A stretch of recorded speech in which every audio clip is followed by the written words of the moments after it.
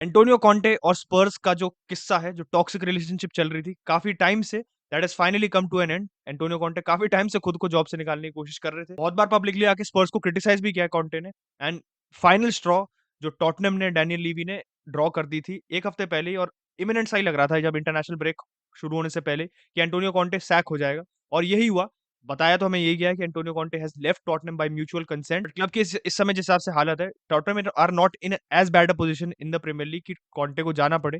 But जिस हिसाब से आप कह सकते हो स्क्वाड की हालत चल रही थी, जो पिछले सीजन कॉन्टे ने काम किया था उससे इंप्रूवमेंट कोई नहीं आया स्पर्स में, बिकॉज स्पर्स पिछले सीजन फोर्थ फिनिश की थी, और इस सीजन भी स्पर्स अगर ऑब्वियसली फॉर्म मेंटेन करा उन्होंने अपना, जो फॉर्म जिस जैसा भी रहा है, it has been up and down, कभी कुछ मैच जीत रही है स्पर्स, कभी कुछ मैच हार रही है। If they maintain that form they will be finishing in the top four. अभी तो उनकी पोजीशन है वो टॉप फोर में आ सकते हैं, बट कंसिडरिंग द फैक्ट कि भाई स्क्वाड में कहीं ना कहीं एक कॉन्टे के लिए एक क्वेश्चन रेज हो रहे थे, और बोर्ड के क्वेश्चन रेज हो रहे थे, कॉन्टे ने खुद क्वेश्चन रेज कर दिए थे प्लेयर से, उसने डायरेक्टली कॉल आउट किया था प्लेयर्स को, दे आर सेल्फिश। और टॉटनम में आप कितनी भी चीजें बदल लो, कितनी बार भी मैनेजर बदल लो, मेरे से पहले भी मैनेजर रहे हैं, आप प्लेयर्स नहीं बदलोगे तब तक ये प्रॉब्लम फिक्स नहीं हो सकती है। एंड कंसिडरिंग कि भाई आप 11 प्लेयर्स, अगर आप 11 क्या, मैं 5 से ज्यादा भी प्लेयर्स आप अगर रिप्लेस करना चाहते हो फर्स्ट टीम में, और आप उसे कंपेयर करो with replacing a manager, I think one job is far easier. And एक जॉब से कहीं ना कहीं एक effect, positive effect in the short run पड़ जाता है। इसलिए स्पर्स ने क्रिस्टियन स्टेलेनी और रायन मेसन को केयर टेकर मैनेजर और असिस्टेंट मैनेजर बना दिया फॉर द टाइम बिंग। और स्पर्स के लिए इस सीजन मतलब एक उद्देश्य यही है कि they want to finish in the top four. देखो ट्रॉफी का तो कोई चांस है नहीं, they are not in any European competition. Champions League से एसी मिलान ने उनको बाहर कर दिया, एफए कप में से वो बाहर हो गए थे, और प्रीमियर लीग जीतने के कोई आसार नहीं है, ना कभी थे स्पर्स के इस सीजन। तो स्पर्स का एकमात्र उद्देश्य इस समय कि टॉप फोर में फिनिश करना है, कुछ भी करके फोर्थ पोजीशन को आई थिंक, और प्रैक्टिकली स्पीकिंग इस समय first second third will be between Manchester United, Manchester city and Arsenal, not in that particular order. मैं ये कह रहा हूँ कि यूनाइटेड थर्ड आएगी मेरे हिसाब से तो, बट स्पर्स के पास फोर्थ पोजीशन है जिसको वो आई कर सकती है, और फोर्थ पोजीशन पे उनको न्यूकासल से लड़ना पड़ेगा, and they will have to face Liverpool as well. एक पोजीशन के लिए 3 टीम में कंपटीशन है, और ब्राइटन भी इन द मिक्स। मैं ये नहीं कह रहा हूँ ब्राइटन टॉप फोर में आ सकते हैं, but they are in the fifth six six seventh rank में है, तो उसको ऐसी टीम है जिसको आपको ओवरकम करना पड़ेगा to finish in the top four this season. और आप कॉन्टे के रिप्लेसमेंट्स की बात करो तो भाई काफी नाम फ्लोट किए जा रहे हैं।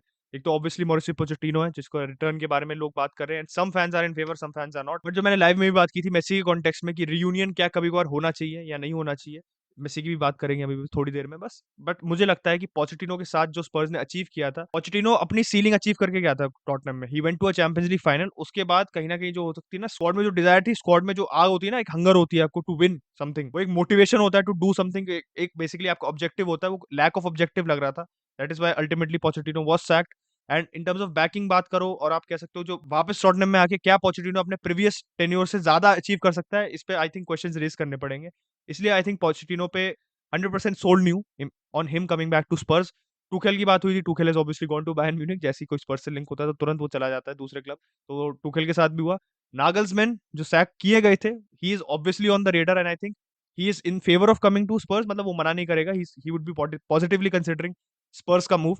तो मुझे लग रहा है नागल्समैन को, I think Nagelsmann is one of the best out of the bunch.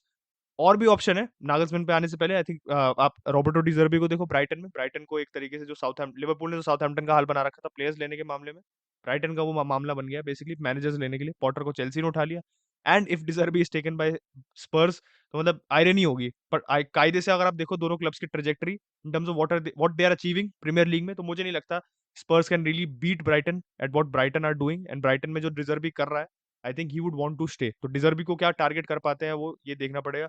Oliver Glasner भी है, जो इस समय फ्रैंकफर्ट का मैनेजर है, एंड जिन्होंने वुल्सबर्ग के साथ अच्छा काम किया था, फ्रैंकफर्ट के साथ भी अभी अभी अच्छा काम कर रहे हैं। ही मतलब ये भी बोला जाता है कि ही पंचिंग अबव हिज वेट, और जिस हिसाब से स्क्वाड है उस हिसाब से वो ओवर परफॉर्म ही कराता है। वुल्सबर्ग को चैंपियंस लीग में फिनिश कराया था काफी टाइम बाद, एंड फ्रैंकफर्ट को ऑब्वियसली फ्रैंकफर्ट के साथ he won the Europa league. तो ओलिवर ग्लासनर ने, आप कह सकते हो जो ट्रांजिशन में और प्रोजेक्ट मैनेजर की पॉइंट ऑफ व्यू से, ओलिवर ग्लासनर एक काफी अंडररेटेड शाउट है, जो मेरे को हिसाब से जो स्पर्स कंसिडर करेगी। एंड कहीं ना कहीं जब समर में ultimately they will appoint the new manager, तो उसका नाम कंसिडर किया जाएगा। But out of all this Marcelo Bielsa का भी नाम कहीं कहीं ना कहीं आया था, but I think Marcelo Bielsa is too much of a risk as a manager मेरे हिसाब से। मेरे को लगता है कि नागल्समैन सबसे ज्यादा फिट इसलिए बैठता है because he has that experience Leipzig में, हॉफनहाइम में, कि आप एक इम्परफेक्ट स्क्वाड को पकड़ो, उसमें आप स्मार्ट स्मार्ट साइनिंग्स करो, आप एफिशिएंट साइनिंग्स करो, उनको साथ खिला के एक प्रॉपर सिस्टम ऑफ प्ले बनाओ, and then you slowly slowly improve the squad. I think जो लाइप्जिग में नागल्समैन ने अचीव किया था, if you compare Leipzig and Spurs in terms of, आप कह सकते हो ना क्लब के मॉडल्स हैं, जो क्लब की स्टैंडिंग है इस समय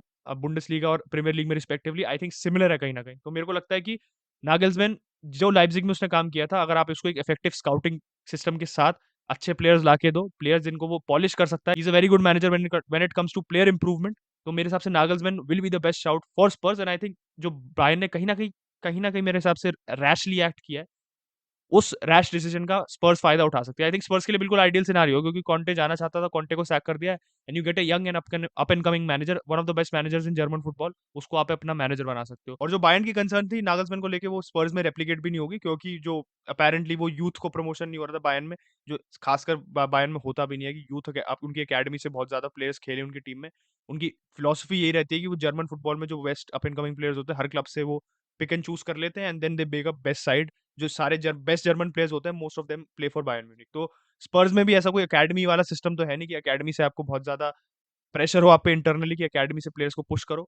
obviously there are some home grown players जो उनके पास है, ओलिवर स्किप वगैरह है, हैरी विंग्स है, ये सब प्लेयर है, बट उसके अलावा भी स्पर्स में आई थिंक एक पूरा स्टार्ट फ्रॉम जीरो ना, रीसेट करके नागल्समैन का समर में आना मेरे हिसाब से सबसे ज्यादा सेंस बनाता है। बाकी अगर हम बात करें तो यूनाइटेड के काफी टाइम से लाइव पे भी पूछा जा रहा था, वीडियोस में भी हमारे कमेंट्स आ रखे हैं कि स्ट्राइकर कौन सा साइन करना चाहिए यूनाइटेड को। तो अगर आप प्रायोरिटी की बात करो तो देखो ओजीमेन और गोंसालो रामोस तो है ही, हमें पता ही है। बैकअप स्ट्राइकर के कॉन्टेक्स्ट में एवन फर्गसन और रास्मस हॉयलैंड का नाम काफी मेंशन किया गया। हॉयलैंड भाई हमारे अभी डेनमार्क के लिए ये scored 5 goals in 2 matches, first 2 matches for Denmark, और अटलांटा के लिए खेल रहा है इस समय। उससे पहले स्टर्म ग्रास में था और काफी जल्दी एक तरीके से ना मैप पे आया है इमर्ज होके एज अ स्ट्राइकर जिसको टारगेट किया जा सकता है। एवन फर्गसन का तो जानते ही हैं, 2 साल से वो ब्राइटन में रहा है और 10 प्रीमियर लीग अपीयरेंसेस में उसके 3 गोल और 2 असिस्ट है। स्ट्राइकर प्रोफाइल की बात करो तो एक पैटर्न तो ये दिख रहा है हमारे को कि एक मॉडर्न स्ट्राइकर से क्या डिमांड्स है कि आप with your back to the goal as a hold up player, जो दूसरे प्लेयर्स को गेम में लाए, अपने विंगर्स और मिडफील्डर्स को रिलीज करे और एज अ वॉल एक्ट करे, जिसका सबसे परफेक्ट एग्जांपल जिरू है। वो अच्छे से कर पाए, बॉक्स में भी कॉन्स्टेंट थ्रेट है, पेनल्टी बॉक्स पोचर की तरह भी रहे, वो एक ड्रॉप डीप करने से भी सारे स्ट्राइकर से एक्सपेक्टेशन है, स्पेशली टेन हैग के सिस्टम में इट इज एन एक्सपेक्टेशन कि आप एज अ स्ट्राइकर आप ड्रॉप डीप करो और आप बिल्डअप में पार्टिसिपेट करो, तो वो भी एक एक्सपेक्टेशन रहेगी। ये भी एक्सपेक्टेशन रहेगी कि you are good at driving with the ball as well, और आपसे पेस भी कहीं ना कहीं एक्सपेक्टेड है। तो सारे स्ट्राइकर जो हम इस समय टारगेट कर रहे हैं, चाहे स्टार्टिंग स्ट्राइकर की बात करो चाहे बैकअप स्ट्राइकर की बात करो, सबकी कहीं ना कहीं सिमिलर प्रोफाइल है। 6 फुट 1 6 फुट 2 के सारे, गोंसालो रामस, विक्टर ओजिमेन, रासमस हॉयलैंड और एवन फर्गसन। रासमस हॉयलैंड और एवन फर्गसन को टारगेट एज सच नहीं कर रहे हैं, बट इनका नाम काफी एसोसिएट किया जा रहा है यूनाइटेड से। बट मेरी जो कंसर्न है इन कंसिडरिंग दिस मूव्स कि इस समय हमारे जो स्टार्टिंग स्ट्राइकर पोजीशन है वो ही जब सॉल्व नहीं हो, उस पर ही क्लैरिटी नहीं है कि will we be going all out for Victor Osimhen, क्या हम हाथ धो के पीछे पड़ जाएंगे गोंसालो रामोस के, किसको हम लेके आएंगे, क्या हम कोलो मुआनी को लेके आएंगे। तो ये अभी जब हमारे पास श्योरिटी है नहीं कि हमारा फर्स्ट स्ट्राइकर कौन होगा, तो having side by side same attention on somebody like Evan Ferguson, या आप कह सकते हो Rasmus Højlund, doesn't make sense इस समय मेरे को कि हम इतनी एक्टिवली दोनों स्टार्टिंग स्ट्राइकर को और आप बैकअप स्ट्राइकर को भी टारगेट कर सकते हो। और सबसे बड़ी बात है जो एक तरीके से जो ये काला बादल से छाया हुआ है of the sale of United, जो हमारी टेक ओवर है, वो टेक ओवर जब रिजॉल्व नहीं हो जाता तो आप कैसे एक्सपेक्ट कर सकते हो हम स्मूथली अपने टारगेट्स को मॉनिटर करके और सारा कंपटीशन बीट करके लेके आ जाएंगे हम इन द समर। तो ये बहुत सारी चीजों को फॉल इन टू प्लेस करना पड़ेगा, स्पेशली यार टेक ओवर। उसके बाद हमारे को पता चलेगा, टेक ओवर के बाद ये भी हो सकता है कि हमारा स्पोर्टिंग डायरेक्टर बदला जाए, जो हमारे डिसीजन मेकर्स हैं अबव टेन हैग वो बदले जाए, तो उसके बाद क्या हमारा चेंज होता है, नए डिसीजन मेकर्स आते हैं। तो एक बहुत छोटी टाइमलाइन है जिसमें आपको बहुत सारे डिसीजन लेने हैं, तो you have to make sure कि आप बहुत क्विकली एक्ट करो हर चीज को लेके। अब इस बात को कहीं ना कहीं आप रियलिस्टिकली डिस्कस कर सकते हो कि हाँ हम एवन फर्गसन या रैसमस हॉयलैंड को टारगेट करें। अब दोनों स्ट्राइकर की अगर मैं बात करूँ तो थोड़े डिफरेंट भी हैं। रैसमस हॉयलैंड जो एटलांटा में जिस सिस्टम के अंदर खेलता है, दैट इज अ सिस्टम जिसमें वो एक सेकंड स्ट्राइकर की तरह खेलता है, समहाउ लाइक अ जॉ फीलिक्स आप कह सकते हो, डज मल्टीपल रोल्स। वो लिंक अप प्ले में भी पार्टिसिपेट करता है, वो क्रिएटिव रिस्पॉन्सिबिलिटी भी लेता है थोड़ी, उसको उससे फिनिशिंग बर्डन भी उसको शोल्डर करना होता है। Is not out and out striker at Atlanta, वो डुवान जपाटा या लुइस मुरियल का एज अ सेकेंडरी स्ट्राइकर खेलता है। वेरएज़ अगर आप एवन फर्गसन को देखो तो वो एक प्रॉपर नंबर 9, ट्रेडिशनल नंबर 9 की तरह है। थोड़ी हैरी केन जैसी टेंडेंसीज हैं इन दैट ही ड्रॉप्स, और उसका जो बिल्डअप प्ले में पार्टिसिपेट करता है वो ही is good on both feet as well, और दो एरियली भी अच्छा है। तो आई थिंक इस समय यूनाइटेड को कंप्लीट स्ट्राइकर चाहिए।